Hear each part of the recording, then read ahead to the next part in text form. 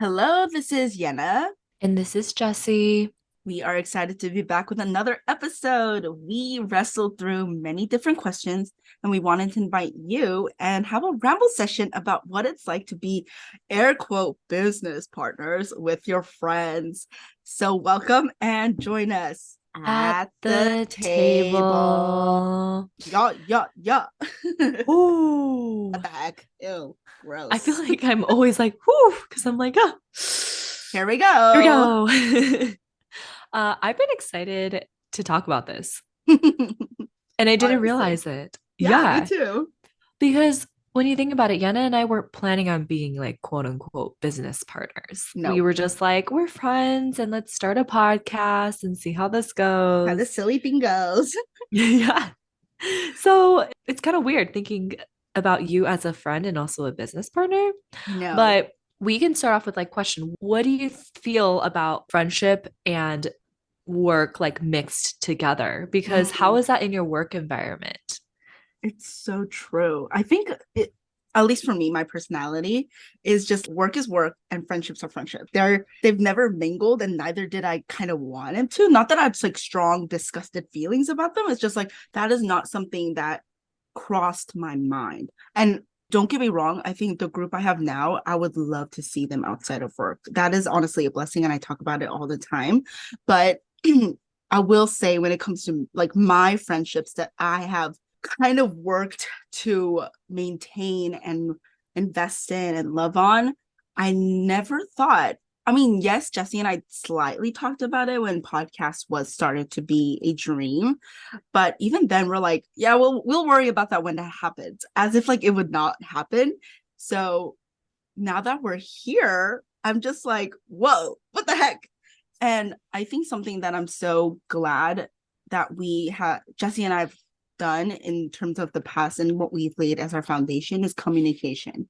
And not just with Jesse, some of the friends that are within this team, we are good communicators, or we've worked hard to get there, just to Mhm. know that this is going to be a long-term thing and we are going to see all sides of each other and see different seasons. And we kind of talked about this in our episode about how we'll have friendships in different seasons and different relationship statuses and how that's going to change things. And so I'm almost glad we've had laid the foundation of just talking about things and changes in our life.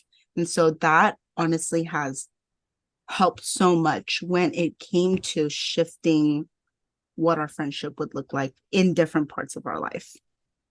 Sorry, that was a long just spell. No, but I agree with most of what you're saying. Like, I've never been the person to mix work with personal life. Even my coworkers, like, I love them so much and I enjoy them. And I wish I had more luxury to chill and actually sit down and have a conversation with them and get to know them. But I'm like I work hard. When it's time to work, I work hard. When it's time to play, I play hard. So I'm not good at blending those two. And it's also coming from just having the personality of not being able to set boundaries after they've been pushed too far. I can't go back. I don't know how to set them after it's been pushed and I didn't even communicate that those are my boundaries. Oh I wow. don't I don't it's hard to explain. But because of that, I keep it very professional. Mm-hmm. So in the same way, when you were saying like, yeah, it's hard to mix it, I think it's worked out because we worked on our friendship prior to becoming business partners Yes. for a while. I mean, we had a whole year and a half rekindle our friendship and Mm-hmm. like practice communicating, practice seeing each Mm-hmm. other on a consistent basis. So I think there's like a level of trust that allows us to do this. So true. But again, there's that huge risk factor of, okay, what if this doesn't turn out? What Right. if, we have different visions and we Mm-hmm. that affects our friendship? Right. Yeah, there's definitely a lot of risk involved, but how Right. has it been so far for you? Oh my gosh. Now that you We're mentioned the risk factors, what the heck? Did we miss something? JK. Just kidding. Us entering into this friendship in the first place was a risk factor for us in the back of our mind. Just That's true. in with how we viewed friendship for so long, or the lack Mhm. thereof. Just with that in mind, I think we have built almost a system for ourselves in how to approach those risk factors. Although we've not had a full-blown argument, but just we've had moments where we had to sit in the uncomfortability and intention. So I almost appreciate that, because I think I know, like you said, Jessie, just there's a trust that we will work through it. And yes, it might look different, whatever that may be in the future, but I just have this trust and this peace to know that we will get through it, no problem. And knowing us and where we are at our age and our stage of life, it will change. I'm not so worried about our vision changing, actually, because I have this, I just know it's going to change. Also, we both want to get married. So I know it's going to change. Our vision is not going to be just single people living our life. There are going to be other people in our life that we have to think about. So I think with that in mind, it's almost exciting for me. I'm not saying it wasn't exciting for you. I just like, now that I'm like processing it as I'm speaking, just realizing that is so exciting to do life with you in all different stages of our life, in just different parts of our life, whether that's just being friends and having this long distance relationship with Rose, and then also starting you supporting and me supporting this vision of ours to love and care for TCKs, and doing this like podcast thing. Next thing you know, we're gonna be in each other's weddings. It's just like, what is going on? Wow, you called it. Hey, I'm locked in. you're locked in. I'm sorry. You have no choice. Nice. We talked about Nice. how I'm gonna be practicing like physically in the gym how to launch for the bouquet. So Got to get those deep squats there so you can. oh yeah. Oh yeah. Gotta get the momentum. I'm gonna get like new pairs of shoes that day to break into them. Hey, who knows? You might be first before me, so I need to practice my squats. I don't know about that, but we'll see. We'll see. God does Hey, miraculous God is things. a God of miracles. We God never of miracles. know. It's not even like a daily thing. It's just a miracle for sure. Oh, that's too Too good. good. Anyway, moving on. But also to touch on your point, we've been through enough transitions to know that like seasons will change and our priorities will shift. Mm-hmm. But we know that each other, were a priority, Yeah. and that will never change. And So that true. that form might change, right? Like we might be communicating less, especially this past 2023 season. Like we were both very busy at the same So time. busy. And so podcast recording was a little spotty, or like we wouldn't be communicating Mm, as consistently weekly as yeah. we did before. I True. mean, we started from seeing each other not at all because we didn't really have a friendship, and Right. then to 3 times a week, to then long 4 times. distance, and then 4 times, really 4 times a week, then to long distance, then to calling weekly, then to like, so just knowing that things will change, people come in and out of our lives, but we still value our friendship. So true. Something I did want to touch on though is over the summer, we had to reestablish that no matter how crazy and the business part of things go, we have a retreat coming up that's going to require a lot of more business mindset of, Right. okay, we need to figure out logistics and kind of be in serious mode, work mode. But then knowing at the end of the day, the friendship is why we started it, and the Yeah. friendship is what matters the most. Mm-hmm. And if that's not in check, then we can't do the other things well. It's so true. I Now, what are so your agree. thoughts? I so agree with that, because when that part is shaky, that means everything we've worked for is shaking too. Mm-hmm. Therefore, our heart to work with each other is shaking too, which means how are we supposed to work together if everything else that we've worked on is shaking, you know? So I'm so glad and I'm so grateful that you brought that up during our travel in Korea, and then just realizing and reestablishing, and almost it was like our mini retreat. Hey guys, let's check in. Friendship retreat, just like, check in for the day. It was kind of Yeah. nice. Like I love that, because now I know we can do hard things together. So just realizing that we're not here just for the fun part, but also the messy and the ugly and just all of that. For we're in it for good. So true. And then that's kind of like what I picture telling my future partner of, hey, we cannot be parents Yes. unless our relationship is in check. And in So order true. for our relationship to be in check, we need to individually be in check with God. Yeah. Like it starts from God, Mm. like being rooted in God, that allows us to have a healthy relationship and that allows us to be great parents. Mm. Like that's kind of like in the same way in our friendship too. So Like true. we got to be cool in order for us to do great things. So And true. What the heck? so Are we like preparing for marriage just us together? Ew.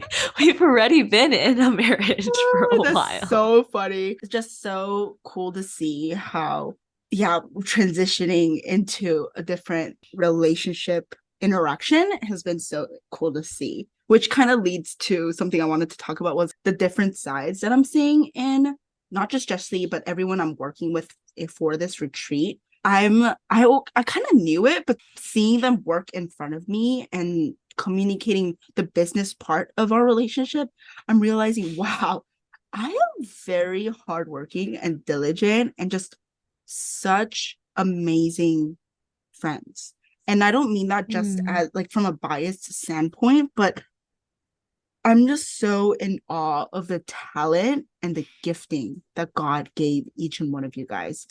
Like you see a It's different side, so true. right? And I think from being in this team, I'm so humbled in a way that I needed to be. Not just like, oh my God, not that I was like, had this elated pride, but realizing, whoa, God really created us to be in the body.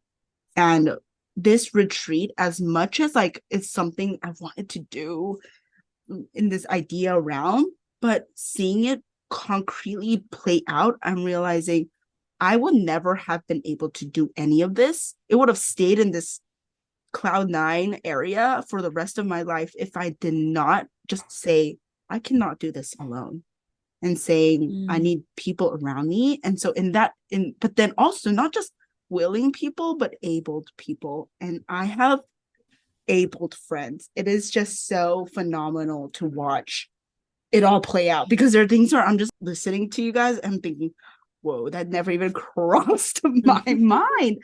And it's just so awesome to see just different sides of your friends and the ways they were created. Anyway, I love how your guys' eyes like spark when ideas form in your head. And it's just so awesome to watch that this is not just me being a burden to you guys, putting my dream on you guys, but really us dreaming together and moving together and God speaking to us together. And so I just feel super privileged to be able to be surrounded by amazing people. Yeah, and especially even using the team as an example, everybody's got such different talents. And it's almost like we're filling the gaps of each other and Mm-hmm. becoming this really cool team where everyone's pulling the weight in different ways. So true. So it's really cool to see that. Yeah. Yeah. I'm Love just that. like super excited. I don't know what more to talk about. My brain kind of blinked after I got super excited about everybody. Oh man. Basically, we are very grateful for friends, and we're Yeah. grateful for friends that are also good at what they do. So true. Oh, I do remember what I wanted to say. Yeah. With any relationship, the thing that I learned the most with just friendships in general and relationships in general, whether that's family too, or your coworkers, or whoever you come into play that you want in your life, as much as we love the idea of love at first sight, whoever that might be, it really is effort. It really is. And then obviously there's a love and affection that we should have for one another. There is a we pray for an unconditional love and grace for one another, but really it is our effort and just relying on God to push us and to have a humble mindset and a heart that's open to learn from one another and to see the beauty in each other. That takes so much effort. And realizing, wow, I've never put in that effort until God woke me up and I was right with Mm. God. And I love that now that I've been woken up at the other side of that, I have friends that love me and I love them. And it's just this beautiful concoction. Yeah, I agree with you. I mean, it comes back to that question of what does love mean? Mm-hmm. And just thinking about your future partner too, it's you practice that with your friends. You Mm-hmm. practice unconditional love and commitment with your friends. Right. I'm not going to love you just because you're a good friend in this time. We're in it for the high seasons and the low seasons, and you can come as you are, Yeah. and practicing showing up in those different seasons allow you to show what love is in other relationships in your life too. Obviously we're so privileged in the sense that our transition from or our addition, not transition, our addition from French just being friends to being business partners have been so almost so smooth sailing and just Yeah. and I think that didn't just happen for sure. And I'm just so glad that I have you and other friends that are willing to put in that work, even when on days where I have a hard time doing that, and maybe vice versa. So, Mm. Well, last question. How has it been being an Enneagram 9 and being in a leadership position? That also is weird because in a friendship, you're more like accommodating to other people. You're listening to every side. And like, because my dad, he's an Enneagram 9 too, and leadership has looked very different mm, with him being a 9. And it could look very passive. It could look he's not being assertive enough, or so there's a lot of misunderstandings that come with nines just being nines, but yep. especially in a leadership position where people have this idea of what a leader should look like. And Hmm. really, I find so much strengths in nines being leaders, but I'm sure it's very difficult for you and out of your comfort zone. How has that been? I will be very honest. It's not fun. I don't mean that like in a negative way. It's just like, whoa, time to wake up, Yana Kim. And I realized me being overly accommodating is almost not really being accommodating because I'm not seeing long term wise how me being overly accommodating can be detrimental to for others as well. And so what I mean by that is a lot of times as a leader, I need to not almost, I have to assign positions and jobs. And as someone who does that, I think like a lot of times what I do, I'm like, hey guys, can you do this and this? But if it's too much, let me know because I'll do it. Like I always have to add that. And I don't mean to be like, I don't know. It's really hard not to add that without feeling like really anxious about it. But realizing in distributing work, it's giving other purpose.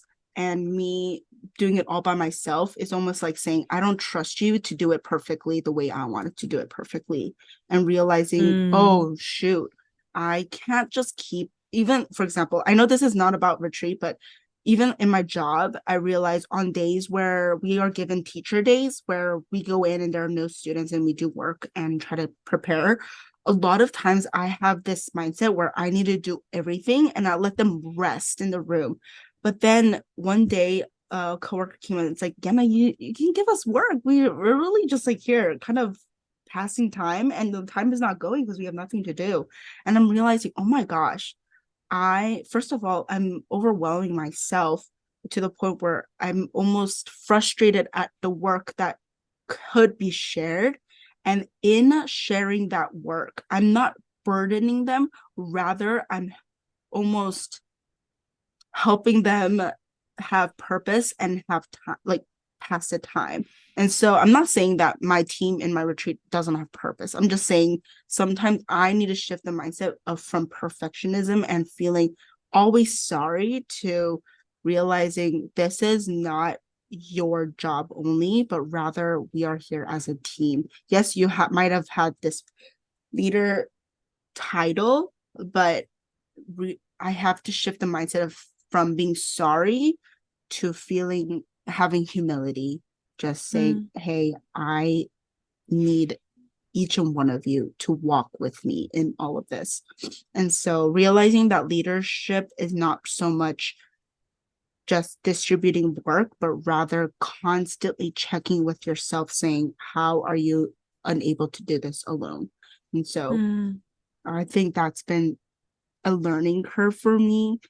And also being transparent constantly, saying, hey guys, I know I said I would do A, B, and C, but I wasn't able to do B and C and just did B or A. And so could you help me organize this? And constantly showing up in ways to show, hey, we're not here to be perfect. We're here to work together, has also been like very difficult for me because as a perfectionist, as my one comes out in my nineness, I hate admitting I'm not on top of Mm-hmm. things. So that's been also a role that I needed to constantly put on. So Mm-hmm. I've learned so much, even just in the past month of starting this project, working with everyone. And this has been the best place to begin that journey because there's so much love and grace and understanding. And also, you guys know me so well, so it's not even like a surprise. And also, as a nine, we love seeing all perspectives. So in our group, we have a 2, we have a 3, and we have 6s. I have so loved seeing how everybody work and what they bring to the table, kind of like I said before, how they see one thing and they show me 5 different sides of this one thing. And I just learn constantly from you guys, from even one thing when we talk about, hey, we need to think about arrivals, but with arrivals, we need to realize they need to come at the same time. We need to think about transportation. We need to think about who to communicate about these transportations. And I'm just, whoa, I didn't even think about that. Seeing how with everyone's perspective comes such just strength of taking in all of that. So it's been so awesome to be in a 9 position. And I think the strengths of a 9 come in when I'm able to sit with everyone's perspective and give space to that. Yeah, it's a strength sometimes. Sometimes. You can say that it's a strength and it's a strength, period. Anyway. But what I'm hearing from you is that it's been a very stretching experience. And Yes. also to just know that the way that you are showing up is okay. I'm sure you have this expectation of how you need to show up as a leader, but to Yes. just be real about how you haven't done this or you're still working on this or just coming Mm-hmm. as you are and letting yourself be okay with that, I think Right. it sounds like that's been the biggest thing you've had to really push aside yourself to do. And I mean, you've been doing a great job so far. So it's like, I Thanks. know you'll do great. And thanks for Yeah, sharing, yeah, your of course. perspective. No. I want to ask you, Me as a leader? as a not as I mean leader and as a teammate, as coming into this, seeing everyone working and your two-ness, and when sometimes you have to put other people first. Also, when you're working with me and you know my tendencies and how are in always a supporting role, but how have you learned to voice maybe the things you want to see in this retreat as a 2, and Mm. how you want to show up as yourself in this team rather than as just a, not just, it's a huge role, it's a heavy role, but a supporting role, what Hmm. does that look like for you and how you've processed all of that? I don't know if I've processed a lot of it. I mean, Mm, I just think I'm just copy pasting how we are together when we do our podcasting into how I am as like in the whole team. I that's feel like I'm good. a little more vocal just because I love. I'm more of a logistic person and I know that like that's where we balance each other out. Mm-hmm. So I think in areas where I know that my strengths are needed, then I tend to be more assertive. But knowing when to be flexible and know things don't always have to be exactly how they are, like Right. yeah, exactly how I want them to be. And it's Mm-hmm. not about what I want. That's another thing. Like I think when we're doing stuff together as a Right. team, I'm much more lax. So it's about the team and it's not about what I think it Mm, should be. But then if I were to do a solo project, I don't know, if I were to run my own business, like that's when I think my 2 would really affect me because right. I would be much more hard on what I expect out of myself and where I feel like I should be. But trying to be Interesting. flexible. Anyway, we can go on and on about this because it really has been such a learning curve, and a new experience and also an exciting one, because I think all that we've been sharing on the podcast is slowly coming to life. And so that's also been such a awesome thing to have witnessed as friends and as business partners. So honestly, just please pray for us as we do this and do life together in just every different way. So it's been awesome. We probably have to cut it down because I think I have like 5 other things we could probably talk about, but we'll stop it here for our listeners' sake. Thank you all for listening. We are on Spotify and we are on YouTube and Instagram. So continue to look out for our new retreat Instagram page there and other updates. Thank you, and cannot wait to share more on our podcast. And until then, bye. Bye.